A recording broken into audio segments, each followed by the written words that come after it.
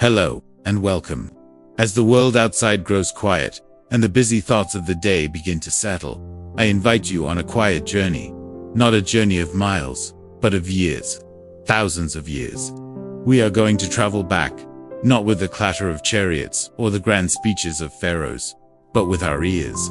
We are going to listen to the world of ancient Egypt. Tonight, we will not focus on battles or treasure, but on the simple, everyday soundtrack of life along the Nile.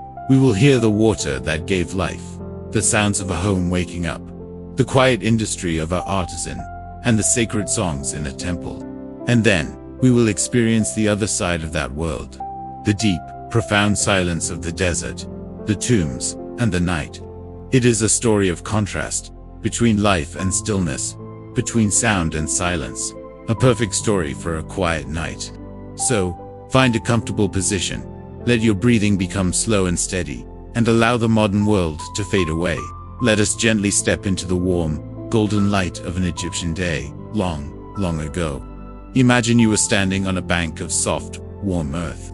The air is dry and clean, carrying a faint, green scent.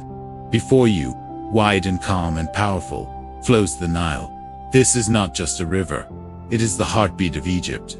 Its rhythm is the first sound we must listen to. Close your eyes and hear it. The water does not rush or roar here. It moves with a slow, constant swish and swirl. It is a soft, liquid sound, like a great breath being drawn and released. Every few moments, a tiny wave, created by some distant movement, will lap gently against the bank. A quiet, wet pat. Then silence for a moment. Then another lap. Now, listen closer. From within the thick reeds and papyrus plants that line the river's edge, comes a symphony of life. A frog croaks a low guttural ribbit from a hidden place. A moment later, another answers from farther down the bank. A dragonfly, its wings like thin sheets of mica, zips past with a faint, papery buzz. High above, a heron lets out a single, sharp squawk as it takes flight. Its great wings beating the air with a slow, heavy thump, thump, thump, before it glides away. This is the morning chorus of the Nile. It is not loud or frantic. It is steady, predictable, deeply soothing. For the people who lived here, this was the sound of safety. The sound of life itself continuing, as it always had. It was the background music to every day. As you listen to this gentle water, feel your own thoughts begin to flow at this same unhurried pace. The river is in no rush, neither are we tonight. As the sun climbs a little higher, painting the sky in softer gold, the sounds of the river blend with new sounds. The sounds of a village, waking up beside these life-giving waters. Let us take a slow walk from the bank toward the mud brick houses. We are moving away from the water's edge now, our feet on a dusty path. The air smells of baking bread and earth.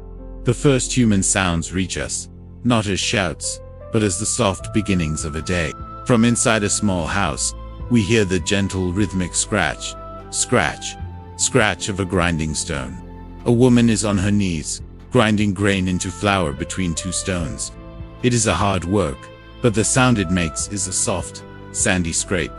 It is the sound of patience. Next to it, you might hear the puff of a bellows as a small clay oven is stoked. Then, the quiet crackle of a fire taking hold. Outside, a potter sits in the shade of his workshop. His wheel is a simple stone disc that he turns slowly with his feet. Listen, a wet cleat squelch as his skilled hands pull a vessel from the spinning mound. Then a softer shush as he smooths the surface with a damp piece of leather. It is a meditative sound, round and continuous. A carpenter works nearby. His tools are copper and stone. There is no electric whine, only the solid thwack of a mallet on a chisel, biting slowly into a piece of acacia wood. Each strike is deliberate, followed by a pause. Thwack, pause, thwack. Children's voices float on the air, but they are playful, not screaming. A game of sonnet, a board game, is played with quiet concentration. You hear the clack of a piece on a wooden board. A light laugh. A dog wanders by, its tail softly thumping against a wall. Thump, thump, before it lies down with a contented sigh in a patch of sun. This is the sound of community. It is not silent. but it is harmonious. Every sound has a purpose. Every task has its own rhythm. It is easy to listen to, easy to let these simple, productive sounds wash over you. They are the sounds of life being lived, day by day. As the morning's work finds its steady pace, some of these sounds begin to fade into the background.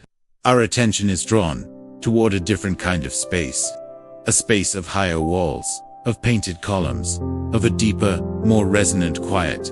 Let us move toward the temple. The path we walk now is cleaner, paved with stone. The houses give way to a high, whitewashed wall. We are entering a sacred space. The air changes. It feels cooler and carries the faint, sweet smell of burning incense, myrrh and frankincense. The noise of the village is now a distant murmur. Here, the first sound is the echo of our own soft footsteps on the stone floor. Tap, tap, tap. The sound bounces off the towering painted columns that rise like a stone forest around us. Light falls in sharp shafts from small windows high above, filled with dancing dust motes. From deep within the temple complex, we begin to hear the rituals. It is not a loud service, but a collection of solemn, focused sounds. The clear, metallic ting of a sistrama, a sacred rattle being shaken by a priestess. Its sound is light, like rain on leaves, but it echoes for a long time in this stone hall. Ting, echo, ting. A low chanting voice begins. It is a single priest, reciting a hymn to the gods.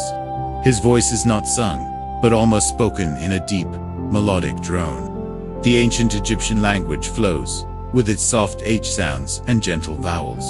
You cannot understand the words, but the feeling is clear. It is a sound of reverence, of an attempt to connect with something vast and eternal. Somewhere, water is being poured as an offering. You hear the steady glug, glug, glug from a jug, and then the quiet splash as it hits a stone basin. A door made of heavy wood groans softly on its pivot as a figure passes through. These temple sounds are designed to fill a space, to be absorbed by the stone, and become part of the building itself. They are not for entertainment, but for elevation. They pull the mind away from the everyday and into a state of quiet awe. As you listen to the chant and the distant ting of the sistrum, feel the spaciousness of this place. Let your mind feel as expansive as this great hall. But the temple is not a place for the living to stay. Its deepest parts hold a different kind of quiet, a quiet that awaits. As the day outside reaches its hot, bright peak, let us explore the most silent places of all. To find true silence, we must leave the green life of the Nile behind. We walk past the last irrigated field, past the last palm tree, and onto the land the Egyptians called the Red Land, the desert. The change is sudden. The sounds of water, birds, and people vanish. They are replaced by one thing: wind. But not a howling storm wind. A slow, patient, endless wind that flows over the sand and rocks. It is a low she, a constant whisper. It is the sound of dryness itself. Underfoot, the sand is soft. Our steps make no sound. They are swallowed completely.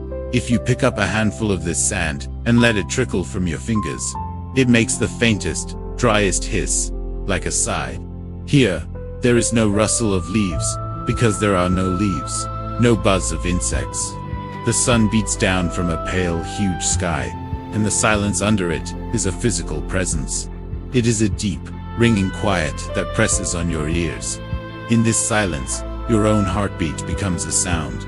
Your own breath seems loud. This desert silence was a boundary for the Egyptians.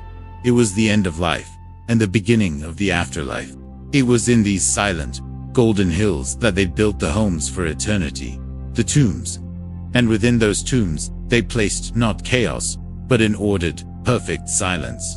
Let us now, very quietly, imagine ourselves in one of these underground chambers.